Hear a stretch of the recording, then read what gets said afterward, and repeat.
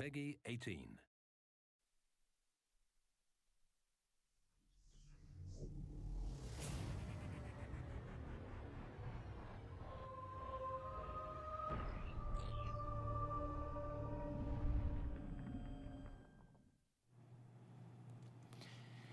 Hi, everybody. Welcome to Treyarch. Hope we're not pulling you away from leveling up through your double weapon XP weekend too much. We'll get you back in time. Right now, we wanted to jump in with a conversation, catch up with a couple of our engineers, and talk technology today. Glad we ran that ESRB slate at the beginning, because today's conversation is about to get pretty dicey. Just kidding, guys. All right. Let's take a minute and meet our panelists. Start with Martin. Martin, hi. Tell us who you are. What do you do? I'm Martin. What do? I'm a director of technology here at Treyarch. That means that I manage a team of engineers. We deal mainly with rendering technology, online, UI, our tools. Mm-hmm. Sometimes I find a little bit of time to actually do some programming myself, but usually it's just helping other people along. Got it. All right. Alex Conserva. Name's Alex. I am a lead engineer, and basically my focus is mainly multiplayer, mainly player-centric issues. Me and my guys deal with game modes, weapons, anything in MP, basically anything the player does, essentially. And just a lot of little things here and there. All right. David. Perfect.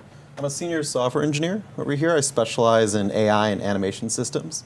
So typically I work in anything from the back end to how AIs apply their animation to building the AIs that we see in things like zombies or some of the score streaks or campaign.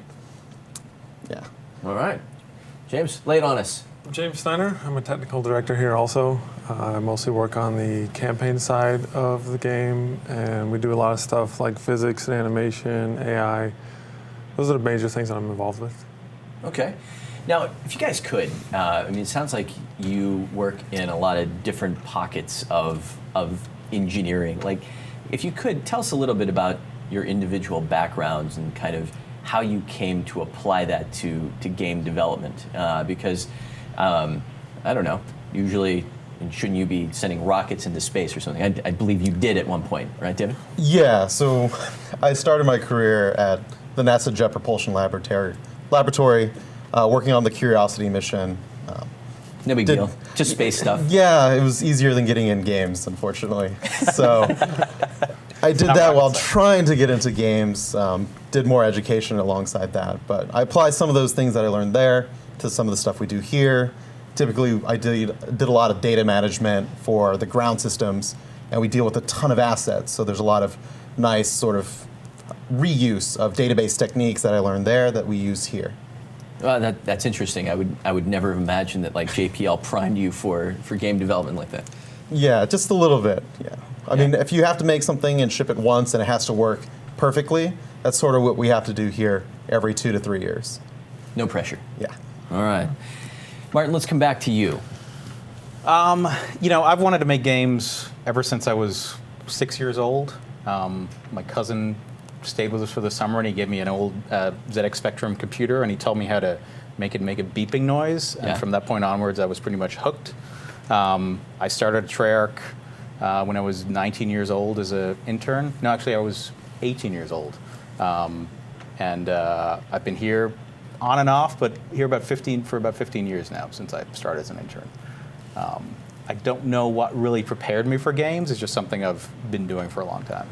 Well, I mean, in that time, and then that's quite a bit of time in terms of just the industry spectrum. Like, what are some of the more notable points in terms of like some of the ups and downs, some of the changes that you recall that have had kind of some of the biggest impact on your career development? Well, I've been through 3 console generations at this point. Mm-hmm. Like when I started here at Treyarch, we worked on PS2 games, and then we moved on to PS3, and right around PS3 time was when we started dealing more with games as a service and not just as, it used to be on PS2, we'd put something in a box, that was it. Go home, game was shipped, game was done.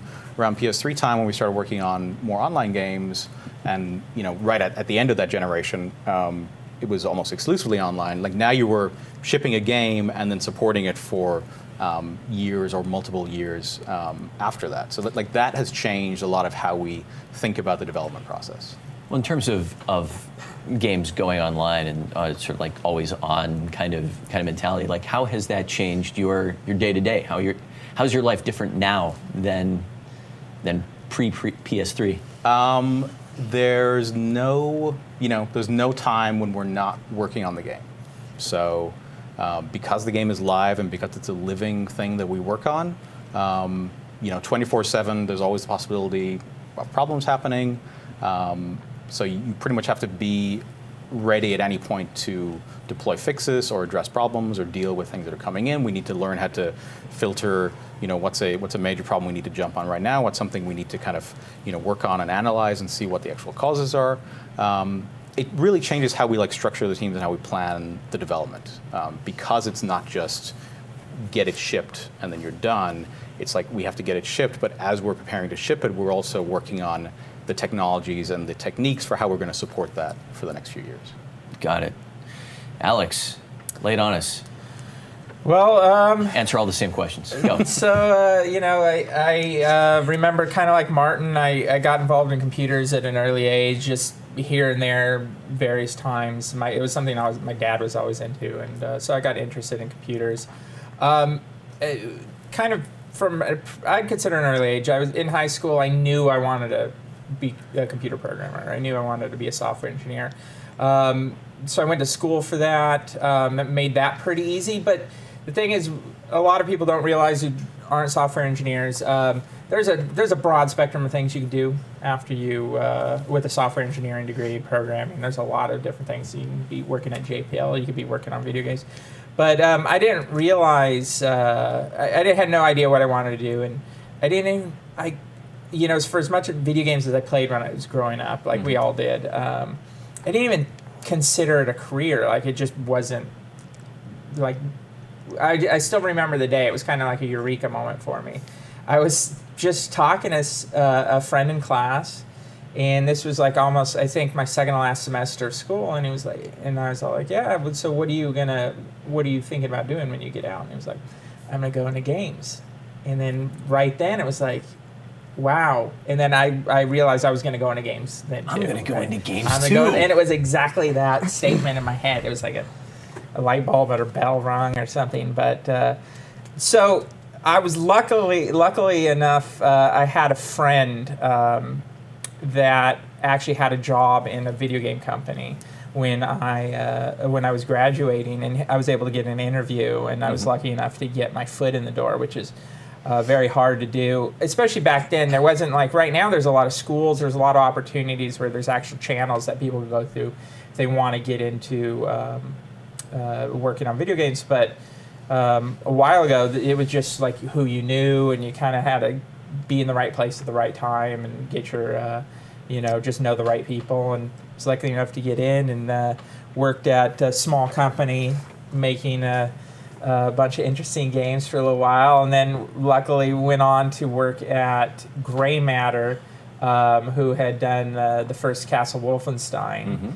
I got brought in there to work on a project for a little while, and talking about formative experiences, that was my first game that was canceled. We worked on that. I think I worked on it for about a year and a half, and it had actually gone on a little while longer than that, but the game was canceled, and that's always a really kind of tough thing to deal with as a software developer, especially in games, is that you're really putting your heart and soul into something, and then they just tell you, no, we're done with it, and putting it away and being able to walk away is very tough. And I know a couple other guys have gone through the same thing with canceled games and stuff. But then right after that, they put us on Call of Duty United Offensive, and that was my first Call of Duty game, and that was, I think, 13 years ago or 12 years ago now, 11, I don't know. It was a long time ago, so I've been working on Call of Duty ever since, and it's taken us through a lot of twists and turns, but it's been great. Awesome. Yeah. James, tell us a little bit Well, about yourself. Not unlike these guys, I think I always knew that I wanted to get into video games. I even have a I think it was around second grade, I was supposed to write a paper in school, like a little writing assignment, Yeah. about where we see ourselves in 20 years from now. And among other things, I wrote, I'm going to be making video games for a living. And I had no idea. I mean, I was probably like 8 years old or something. I had no idea how to get there, what that even meant. Sure. But over the years, I learned that I wasn't really good at art. Math was kind of fun. So, eventually I learned how to program. So the stick figures on the storyboard, those are... That's those are right. your- okay. That's right. You don't want to see my art. It's horrible. At one point, I was like, because I was good at math, I did, think, oh, maybe I should be an accountant and things like that. And then eventually, I learned how to program, and I got a chance to get an interview just for an internship, and I got the job, and I still remember the first day on the job. It was like, I had a PS2 dev kit, and I had a PS2 controller in my hand. And I was like, wow, this is so awesome. I'm getting paid to do this. That's one of the best days of my life right there. I'll never forget it. I was the most prophetic 8-year-old ever. I guess so. I feel lucky that I was able to get into the industry. I'd always heard it was really difficult to get in, and so, that's why I kind of figured, hey, if I learn programming, at least I have a backup plan. If I don't get in the games, there's still a pretty high demand for programmers. So. Yeah. But luckily I got in, and then it was at a company called Kodiak Interactive. You probably never heard of them. It was working on a game called Monsters, Inc. for PS2, and the company went under right when we were almost finished with the game. We actually finished the game in the lead programmer's house, and we weren't even getting paid. We just wanted to finish it. We just loved making the game and wanted to get it out the door. And then at that time, right after that, the CEO of Treyarch flew out it was in Salt Lake City, and he just started interviewing everyone in this sinking ship, and I got some good recommendations, I guess, from some of the guys I worked with, and so then I came to Treyarch, and I've been working here ever since. Started on a game called Minority Report here. Not a good game. Don't recommend it. But then luckily, Treyarch started working on Call of Duty, and it's been great ever since. Now, I want us to talk a little bit about some of the technology innovations that went into Black Ops 3. But before we do, one thing that I heard from each of you were these sort of little sort of nuggets of wisdom about sort of your path and sort of what got you here today. So if there are any sort of young engineers or even 8-year-olds that are dodging the age gate rating and watching right now, that would never happen. What advice would you have for those young engineers, programmers that want to get into games someday? I'll open that up. I would say it's so much easier to take a step into games right now than it's really ever been in the history of the industry. It's always been an industry that's prided itself on being the kind of thing that you can do in your bedroom. And I think a lot of people look at the industry now and see huge companies and think, well, that era is fading away. But the indie scene is so huge right now, and you have tools like Unity and Unreal and other engines like that just make getting into games literally just a download away from doing it. Platforms that make it so 1 or 2 or 3 or 4 people can actually make a really high quality game. Mobile phones, things like that, give a lot of opportunity. And on the other side, there's a lot of knowledge and learning that you can specifically go after. There's a lot of colleges that offer game-specific design, game-specific art, game-specific coding, and probably pretty much anything in games these days. And then so you get to learn a lot about what it takes to make games. And then usually at those same places there's also avenues for knowing about jobs. Video game companies will look at those schools and look for interns, look for people to hire. And that didn't exist when any of us got into the industry for the first time. So it's pretty cool these days what people have, what opportunities people have. It's also, in this day and age, there's so many books and websites that are dedicated to just peeling back the veil and kind of showing what an engine is. There's tons of open source engines. You can download the full source code to Unreal, play around with it, see what it really takes to build a AAA engine. Yeah. And that's things that were just sort of black magic, just even a handful of years ago. Yeah.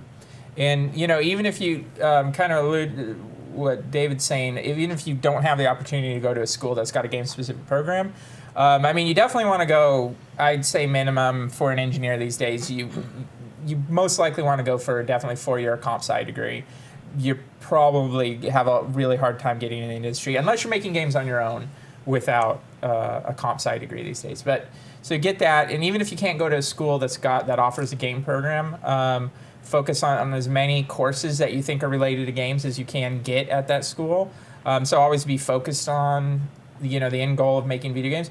And if you don't get it through the school, as David was suggesting, you could work on your own projects, and that's very important. Actually, is that really makes people stand out when we look at them, that they've done things themselves, that they've got a lot of drive, and some advice on that I would offer is don't attempt to don't go into a project and go, I'm going to make my own game. I mean, maybe you can do that, but there's a lot of work there. Maybe you want to focus on, hey, I'm going to make a specific gameplay mechanic, or I'm going to work on some specific game feature, graphics, or AI, and really do something very, very nice with that. That's what you need. You don't necessarily need an entire game. Yeah, that's what I would say too, is a lot of people think they have to make a game or make a mod or something like that, and really you just got to make a little tech demo of something. Yeah. Like I know for me it was just like a BSP compiler, and hey, that's this little thing. Yeah.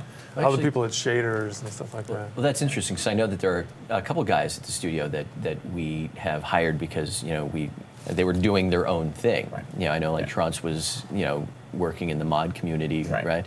I mean, what are some of those things that we've found out in the wild?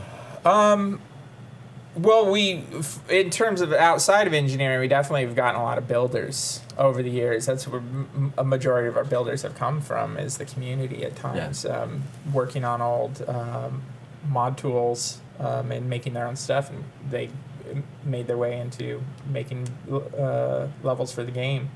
For engineering specifically, it's all across the board, but a lot of people with their own little games, a lot of people that worked on projects of games with other people, people with demos about something exciting to show.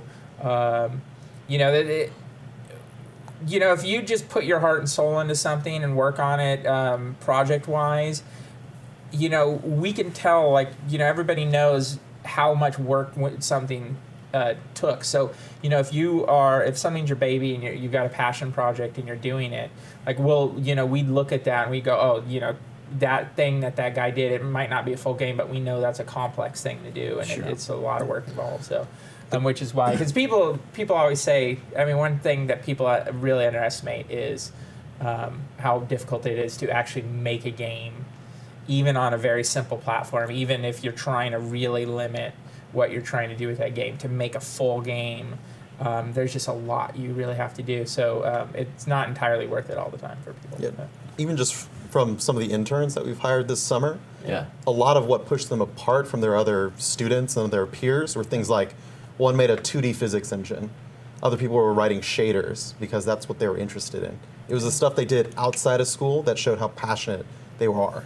Yeah, and that's what I like when I'm interviewing someone. That's what I'm looking for. Is I don't like to use the term passion because sometimes it implies a level of insanity. But I'm looking for someone who has it's fine to even if you're going to a game a games focused school, you'll do a lot of games focused projects, and I look at a resume now and I see stuff, and if I was looking at it 10 years ago, I'd be like, wow, this guy is the next John Carmack because this thing he's doing is so impressive. And then you realize, oh, it's actually just a school project.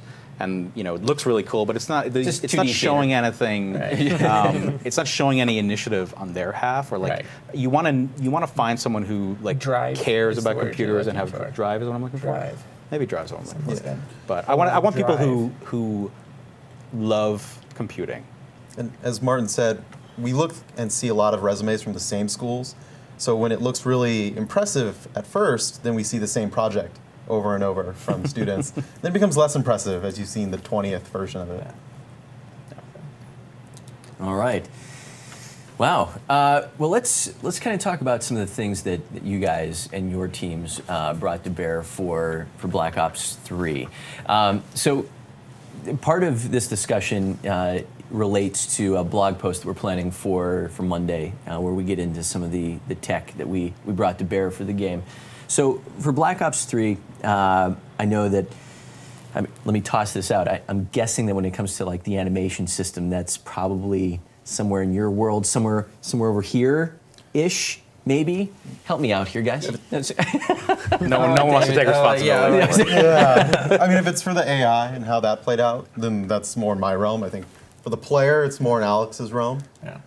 Some of the big drives we had from there was getting the AI's animation to network across. So AI in multiplayer or zombies or campaign is all working exactly the same. So there's no different versions of the AI that run in one way or another. He gave us a lot of abilities to make really cool Easter eggs in MP, or bringing the same techniques to zombies or in campaign, or in Nightmares when we made a whole other mode. Yeah, and on the player front, there was a big initiative to just make the player look better. I mean, one of the big things about the player is obviously whatever he's doing represents what the actual player is doing, and that really helps you read the game as another player when you're fighting somebody, to be able to see all the little nuancy things that they're actually doing. And we wanted to do more of that. We also wanted to have greater parity than we'd ever done between the first and the third person, what you see your hands doing and what somebody else sees your third person body doing. We wanted a lot more parity to that across the board, whether you were mantling on something, we wanted hands in the scene. And we wanted the third person to do it as well. Swimming, all the various melee flourishes, everything. We across the board, we tried to improve that. And then we also just were doing, we had a lot of movement stuff, and that required doing a whole set of animations to support it, so you could tell that they're in that state and sell it really well. And then we added your own legs in first person, and that required a whole extensive set of animation work to pull off in a way. And the shadow. And the shadow, Well, there was, whenever you hit on the shadow, it also relates to a lot of work that was done on the lighting front too, right? Yeah, so like the Black Ops 3, Black Ops 3 is a completely different renderer than our previous games. We pretty much rebuilt it from the ground up. And the interesting thing about that is like the work on that actually started in our tools, and like people will start seeing that in like our mod tools as that comes out over the next few weeks and months. But like our like level editor itself has taken like a significant step up in its visual quality. It renders what the game looks like, where previously used to render a very kind of debugged display. So we use the tool as like a prototype for a bunch of the techniques we wanted to use, and then move those into the game. And like the main change is moving to a deferred renderer, which allowed us to have more lights, but it really allowed us just more flexibility in how those lights interact with the world. In our previous engine, we had light maps which kind of lit the geometry around the place, but then like entities, like characters and things running around the world, they were lit using a separate system. So you would often have this situation where things didn't quite look grounded in the world. If you had like a large model, it would be like everything was lit from just one point if it wasn't a thing in the world. So you might have a model that's kind of straddling a light and dark area, and you would have to pick, hey, I'm either going to be very light or I'm going to be very dark. With our new, like our reflection probes and our image-based lighting, everything is lit using the exact same system and the exact same formula. So the world is all lit that same way, the characters in the world are lit the same way, the particles in the world are using that thing, the volumetric lighting effects and the volumetric fog you see, that's all lit using that same technique. So everything is using the same lighting, it all is lit the same way, and it feels a lot more grounded, and everything blends in much better into the world and the environment. And this is really enabled by next-gen, the power next-gen technology. We had to take a hard look at what was there already, because a lot of that stuff we did it a certain way because it's what we had to do on the previous generation. And when you looked at it again, it's like this was a big benefit like last generation, but now like all these hoops we're jumping through to make this work as fast as we want it to work, they don't actually apply anymore. They're not. In a lot of cases, they were a detriment to performance rather than a gain. So we have to rethink a lot of how we were doing things and make some, tough and scary choices of what we would throw out and try to redo. And really, we were also trying to figure out at the same time exactly what could be done on next gen, right? The next gen had already been out a couple years, but we'd never done it, and the changes required. People probably don't really realize just how profound it affects our work when you switch generations. It affects everybody at the studio. How you do art, how you do everything, basically, how much you have to do, and so it really reshapes our entire studio every time a new generation comes out, and that first time is a big kind of stab in the dark, because we kind of know from what other games and what our other studios are doing what's potentially possible, but then going from that to the exact set of things that we want to do in our engine, and then use it and build levels for it and build content for it. It's super tricky. But. Like we, you have to adjust a lot of your mindsets and assumptions over how things work, because on PS2 you were concerned with bytes. Like, we got to get this down to as few bytes as possible to get it fit in memory. PS3, you're Those like, were the days. PS3, you're like, we gotta, like, this is 64 kilobytes. If we can get it down to 16, we can ship this thing. Now we're like, you're now dealing with like megabytes and gigabytes. So like, you might have someone come into your office and they're like, I can spend another day on this, and I think if I do, I can save 32K. And you're like, that is completely. Last 18 months ago, I would have been like, you're a hero. Now you're just wasting your time. Like, that's just, these are just micro optimizations that make no sense anymore. But it takes a long time, like, just for your mind to adjust to those differences. And what often happens on a console generation switch is you can go too far the other direction. Two people come in and say, can we do X? And you're like, yeah, of course we can do X. There's no reason in the world we can't do X. Don't worry about it. Just throw it in there and everything will be fine because it's next gen. And then 8 months later, you're like, actually, we can't really do that at all. We have to scale back, and we have to. Yeah. Sometimes you overshoot, and you have to step back a little bit. Sometimes you're a little too conservative for what you need to do. Sure, yeah, that thing, it's out. Yeah. I didn't mean 20 gigs. Yeah. So, just a general question for the group. When it comes to sort of the last 3 years of development and everything, so small question is. What are you guys most proud of? What are you most proud to have brought to bear? Because when it comes to some of the challenges that you and your teams tackle, it's you're trying to get it all on the disk, trying to make everyone be able to the fruits of their labor come to bear. So what are you guys most proud of bringing to life? I think for my team, we rewrote the whole AI system too. No big deal. Just it was we rarely even get the opportunity to do that kind of thing. But we had 3 years, and so we had in our past games, our AI team has been like one guy, and he's been maintaining the AI, and maybe we have another guy helping him out a little bit.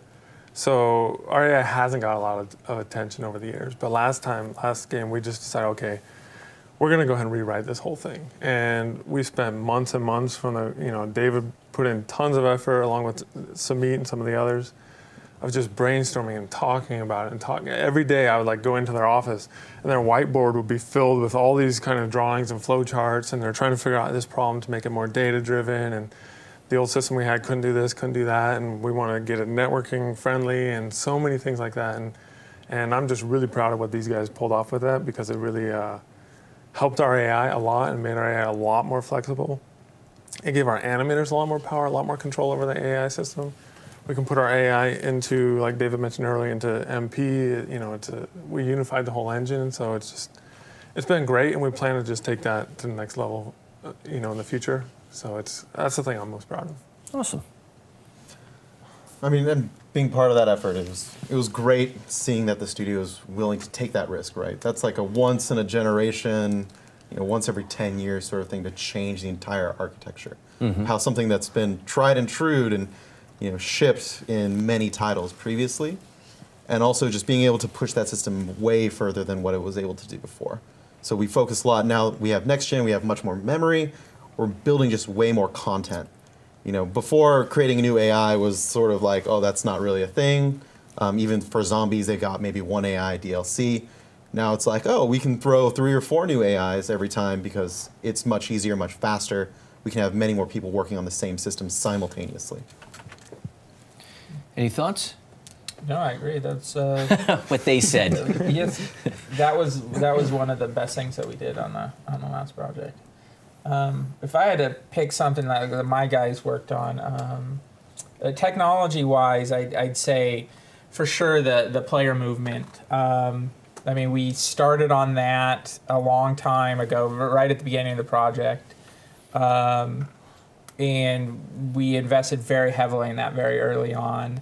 And it was, we're trying a lot of things that some of the things we'd wanted. It kind of started as, the impetus really started as we wanted just a much better system for mantling objects and everything. And then that led to, hey, why can't we just mantle anywhere? And that cascaded into the full-blown movement system as you see it now. But, it went through a lot of versions, a lot of fine-tuning, a lot of iteration, a lot of play testing. And I really think that in the end it worked extremely successfully.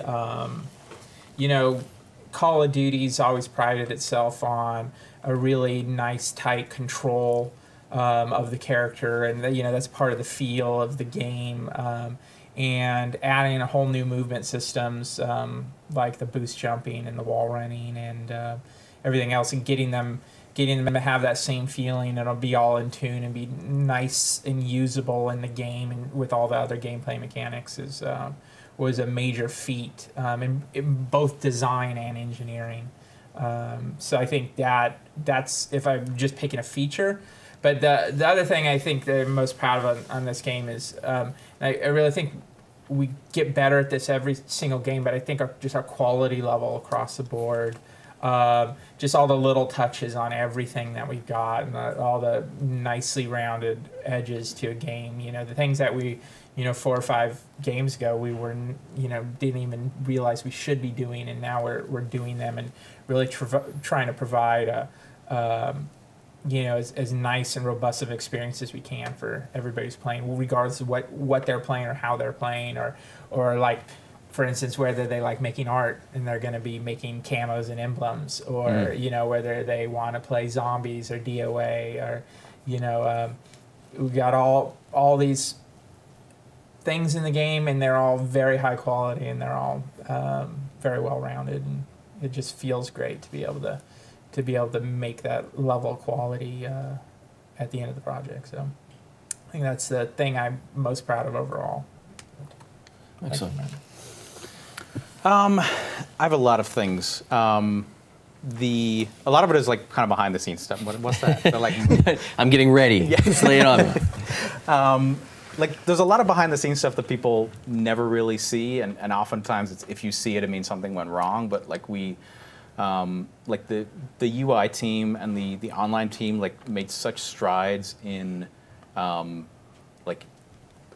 the game to be updated quickly in live, which has allowed us to address so many problems so quickly. Mm-hmm. In previous games, if we found a problem in matchmaking or something like that, it would often mean we'd have to wait until we could submit a patch and get that pushed out before we could actually fix that problem. Pretty much every single aspect of the UI and every single aspect of the online functionality can be updated now within minutes, hopefully hours with a little bit of QA. But it has from my perspective at least, the Black Ops 3 launch was the smoothest launch we ever had of a Call of Duty game. We usually spend our Thursday and Friday of launch week sitting around wondering hey, who do we need to bring in this weekend? How are we going to push this patch out through first parties and get something live because this awful thing is happening and it's broken? We sat down the Friday after Black Ops 3 launched, and we we're all ready. We were all okay, families are prepared. Everyone knows this weekend's going to be awful. We're going to be in the office. We're going to deal with it. No one's going to see me until January, and then we had a handful of issues, and every single one of those issues was fixable via just a hot fix that didn't require any updates. Black Ops 3 was the first Call of Duty game where we did not have people in the weekend after it launched, which is pretty astounding from my perspective. Well, see, I don't know what the rest of your list looks like, but what I'm intrigued by the fact that like you guys gave some very, very interesting examples about sort of, you know, what players encounter. You know, it's like you can go into the game and you can experience these things that are the true products of your work. But I mean, like, you're touching on things that like players don't experience because they don't see it. It's like all the behind the scenes kind of stuff that you don't normally get to see. When you're dealing with a huge game like this, there's just things we cannot test until we launch. And like having a beta was a big help for that, because really nice. you know you can write a piece of code and you can test it with, you know, our QA team internally and have like 20, 30 people hitting on it. You can, you know, build some automated testing for it and get a few thousand people hitting on it. But there's no substitute for getting the entire planet hitting on it, especially on a launch weekend where everyone's just hitting on it really quick. So like the beta uncovered like, you know, a bunch of problems, especially because we hadn't released a game in 3 years. So there was a bunch of stuff we just forgotten how to do, things that hadn't been like kind of stress tested in a long time. And the next gen consoles have a whole new API in the back end on how they do their networking. Any change causes problems for our stuff. Yeah. You know, I mean, even though we have, you know, lots of QA people upstairs testing all the time, after that game launches, one day of testing in the wild is way more than we've ever done the whole lifetime of the game here internally.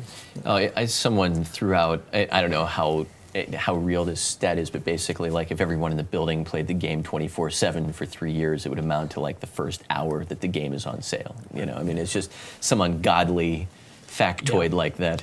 Yeah, because That hasn't been fact checked. Yeah. So it's a complete lie, by the way. It sounded awesome. we kind of accepted long ago that we would never be able to like test it as well as the world would test it, and we've always strived to make the game as like updatable as quickly as possible.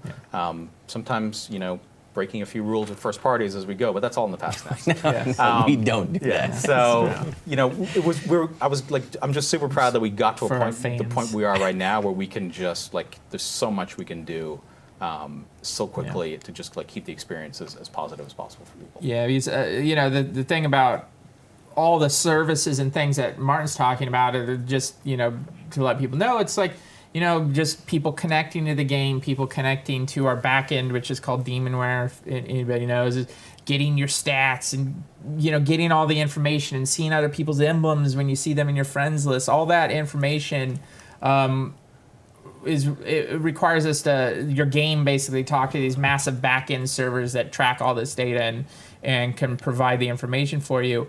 But because all of that is sitting on the internet, unlike your console, when we make a game and we stick it on the console, the nice thing about the console is it doesn't change, right? You know, so once you make it and it works, you're pretty much good to go.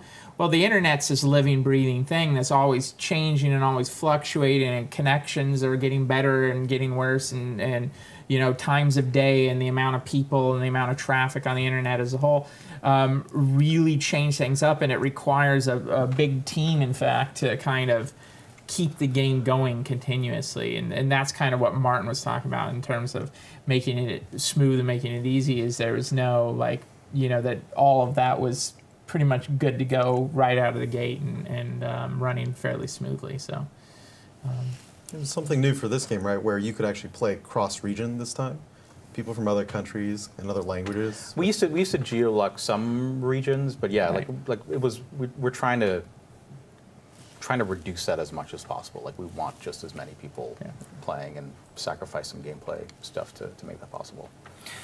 We've covered a lot of ground today. As we sort of wind things down, are there any closing thoughts that anyone would like to share? Or not is totally fine too. I would like.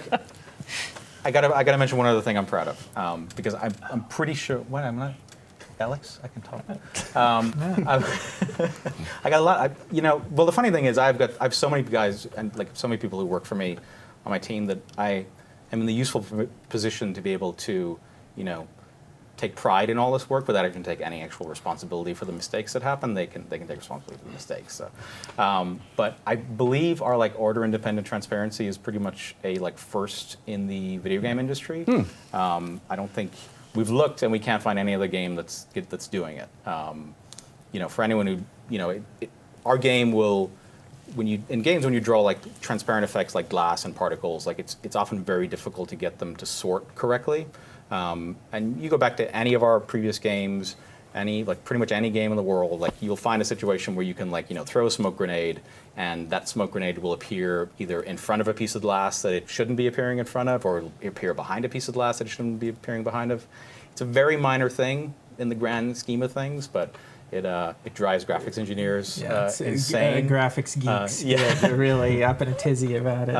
And like our order independent transparency solves that in pretty much 99% of the cases.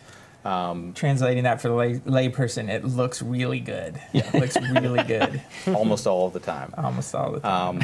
And it was a great experience because we pretty much assumed it was impossible when we started off. When we started off, our order independent transparency took pretty much half of the memory on the console and 25 milliseconds just to do that part of it, which is almost 2 frames to do that. And we got that down to a tiny amount of memory and a tiny performance cost, and it's just one of those things where I can truly point to and say, no one else has done this. I did nothing, but my team did an amazing job at getting this Achieve done. the impossible. Yeah. Yes. It's just what we do. That's right. Every day, achieve the impossible. Can I do one shout out, John? Please do. Okay. My wife and I are trying to raise a bunch of money for the Leukemia and Lymphoma Society to fund cancer research. If anyone would like to donate, please go to teamimagine.org, and you can donate as much or as little as you want, and it's all greatly appreciated. Awesome. Well, best of luck with fundraising efforts. Gentlemen, thank you for joining us today. Really appreciate it. And extra special thanks to Alex's beard for making me look more bald than normal. That was awesome. Thanks, buddy. Appreciate it. You're welcome. All right, everyone, back to your double weapon XP. Thank you for joining us. See you next time from Treyarch. Take it easy.